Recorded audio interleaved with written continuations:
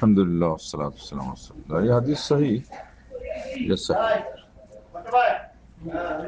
এবং এটা প্রমাণ করে যে শেষের দিকে আল্লাহ নবী সাল্লাল্লাহু আলাইহি ওয়াসাল্লামের উম্মাহর মধ্যে এমনও কিছু আলেম, দাঈ এবং দিনের মুজাহিদ এবং দিনের জন্য ত্যাগী আসবে, যে যাদেরকে আল্লাহ রাব্বুল আলামিন অনেক মর্যাদা দান করবে। কেউ কেউ বলছেন যে কোনো সাহাবা যাদের অনেক শেষের দিকে অবস্থান, তাদের তুলনায় পরবর্তীতে এমন কিছু দিনের মধ্যে আল্লাহ রাসূল সাল্লাল্লাহু আলাইহি ওয়াসাল্লাম উম্মত তার আদর্শকে এমনভাবে ধরে রাখবে, আঁকড়ে, যার কারণে তাদের মর্যাদা আরো বেড়েও যেতে পারে। আল্লাহু আকবার, আল্লাহু আকবার, লা ইলাহা ইল্লাল্লাহ।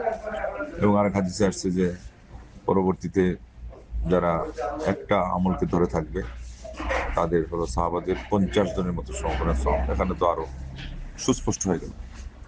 ওনারা বলছিলেন যে এটা কিভাবে, তো আল্লাহ নবী সাল্লাল্লাহু আলাইহি ওয়াসাল্লাম বললেন যে তোমরা এখন সহযোগী পাচ্ছ, মানে সাহাবাদের মধ্যে তো ইসলাম ফলো করতে কোনো নিজেদের মধ্যে বাধা নেই, বরং একজন আরেকজনের জন্য উত্তম সহযোগী, উৎকৃষ্ট উদাহরণ।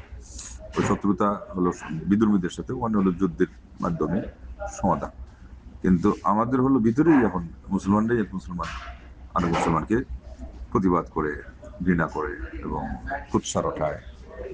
হকের কথা শুনলে যেটা তাদের সমাজে চালু নেই, হজম হয় না, এটা নিয়ে মনে করে যে এটাই শত্রুতা, এমনকি এদেরকে ট্যাগ লাগায়, নানান গালমন্দ করে, গালি দেয়। তো এইগুলো বাস্তবে বুঝারও বিষয় যে পরবর্তীতে আল্লাহ রাব্বুল আলামিন অনেককে তাদের ত্যাগের বিনিময়ে অনেক মর্যাদা দান করতেই পারেন। এখানে হাদিসি শব্দ আছে তুবা। তুবা শব্দের অর্থ হলো সুসংবাদ।